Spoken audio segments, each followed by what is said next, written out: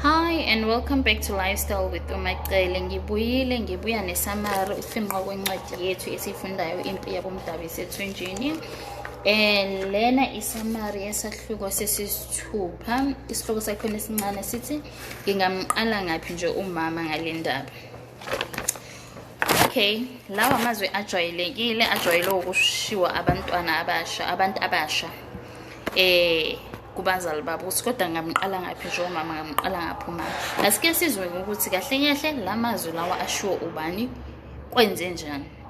Okay, lapha esehlukweni sethu sesisithupha sivula ngaye lapha uPopi besichazela ukuthi uPopi phela lokuzwana kwabo nabantu abamhlophe kwamenza ukuthi akwazi ukuthi asheshe akhwele isitebhisi sokuthuthuka emsebenzini njengomhlengikazi ngoba sazi ukuthi usengumatron.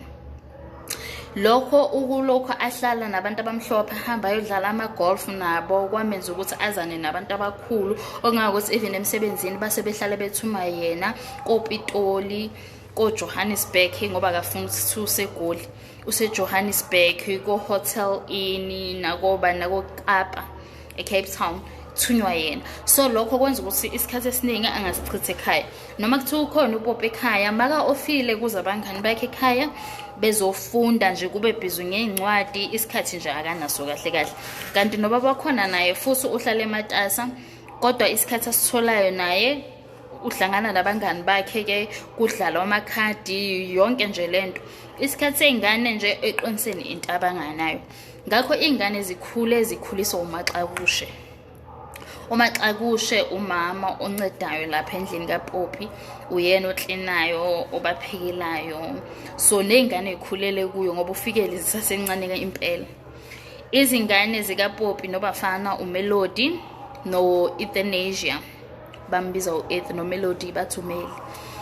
So uMelu engikubonile mina ukuthi kulesahluko uclose kakhulu nogogo lo osiza endlini uMaxakushe ngoba siyambona lapha uMelody esithola exoxa nogogo emchazela ngesimo sempilo yakhe ukuthi umngani womfana okuPrince oye wafona khona lapha ngaleso sikhathi wahlala naye ke efonini bavitisa ke isilungu kanti kokuvitiza isilungu la ekhaya nje into yakhona into ejwayele idliwa sona nje engangokuthi even naye uMaxakushe wafike engasazi isilungu kodwa ngokuthi le ngane ezikhulu zikhuluma isilungu wagcina naye ke secosha lapho nalapha.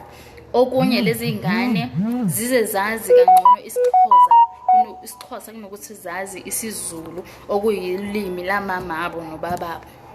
Kodwa ngoba zikhuliswa uMaxakushe ongumXhosa uzithola nazo ke sezithetha sezithi mfondini ngiyadlala kodwa zithola sezithetha kunokuthi zikhuluma isiZulu.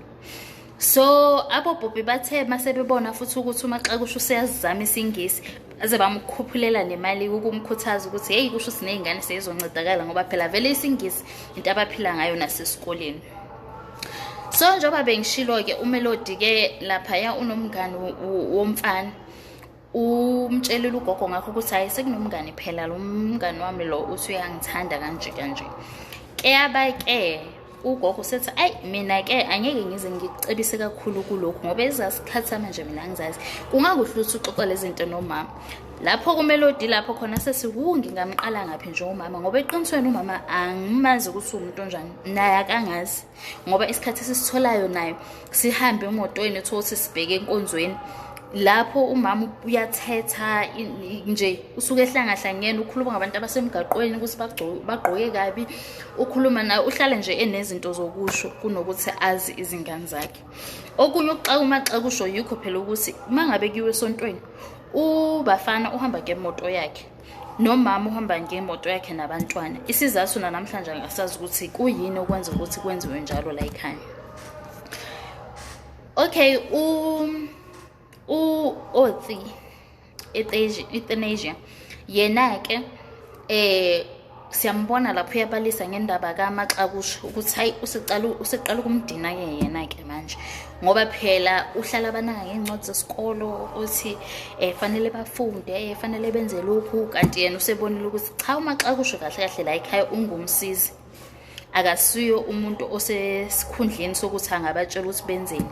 So yena usekhathele uyena, usezizwe edineka nje ukuxoxa nodadewabo, uyamtshela ukuthi hey kodwa uyabona ukuthi uyena osinakile, ngisho umama nobaba abasinakile ngale ndlela ugogo asinake ngakhona, sinibekezela ngakhona, ngathi ngizakhathala nguwe, ufuna ukuthi sihlale sifunda. So sometimes ngesinye isikhathi mina ngithatha iy'ncwadi ngenze kungathi nje ngiyafunda, kanti angifundi ngoba ngenzela nje ukuthi yazini asuke emehlweni nami. Hhayi-ke sekuthi-ke okay, uMaxakusho kuyashiwo ukuthi futhi uyathanda ukuhamba yokubona umngani wakhe wasemzimkhulu, ayoxoxa naye, basebenzisa lelo thuba kuMelodi no-Ethu ukuthi bibona badle lokho abafuna ukudla, babukela i-TV ngesikhathi ekungafanele ukuthi babukele ngaso i-TV, baze bamkhuthaze impela ukuthi awuhambe phela uyovakashela umngani wakho, uyombona ukuthi usaphila yini, ngoba bafunani ukusala benza njengoba bethanda, bafuna ukwenza intando yabo lapha uMaxakusho mayengekho. So mayisaphumile-ke kanjalo-ke okay, abuye-ke uMaxakusho. Masebuye uMaxakusho ubathula bayazenzisa ngathi bayafunda. Nangu esenquma ukuthi athathe incwadi yakhe ezesifundo lesi zokudweba, zokudraw. So uyadrawa-ke, udrawa amasayidi entothize, ngoba udadewabo uyafika lapho uyambuza ukuthi wadweba, udwebani? Uyachaza ukuthi hhayi ngidweba lokhu engikudwebayo ngikuveza wonke amacala akhona, ngoba kubalulekile ukuthi yonke into uyazi amacala onke. Athi ngoba nje wena thatha uyibuke ngale ndlela, sengifuna ukukuthengisela ifridge ngikukhombise iphambili layo, kodwa amacala wonke awaboni, awazi. Athi kubuke nje lokho, kufanele ukuthi into ukuze uyazi uyibuke macala onke. Ngisho naye lo prince wakho othi usekuwumngani wakho ohlala naye efonini, othi uyakuthanda, awumazi, wazi ngaphambili like, ngoba wazi ukuthi uphasa kahle esikoleni, ungumntwana olalelayo, othisha bayamthanda njengoba bethanda wena ngoba nenza kahle nobabili esikoleni. Akusho ukuthi ngulowo muntu uyamazi, unaleli cala nawe ongalazi like. Ngakho-ke uMelodi kusho ukuthi lawo mazi amthinte, kodwa ngoba vela kubhuti wakhe angazwisisi, bese ethi hhayi ngizophinda ngixoxe noMaxakusho. uMaxakusho-ke bese yangena bameme ukuthi bazodla. Abantwana bakaNgubane-ke mabadla-ke badlela egumbini lokudla, kodwa-ke ngoba nabazali basuke bengekho ey'nkathini ey'ningi, uMelodi wakhetha usayodlela ekhishini, yena ahlale eduze kagogo, ugogo kade ehleli phansi, angasadli nokudla-ke, afika ayihlalise anqikeke kugogo. Hhayi makanqike kanjalo-ke ugogo ambuza ukuthi ngiyazi ukuthi angeke nje uvele uhlale nje, uzohlala la wena uze nabe la phambi kwami? Cha, kunodaba olukhulu ofuna ungixoxeleke, iza nendaba ngize nendlebe mina. Hhayi-ke uMelodi bese yagonyuluka-ke uMelodi asho ukuthi hhayi cha, nokho vele nginalo udaba.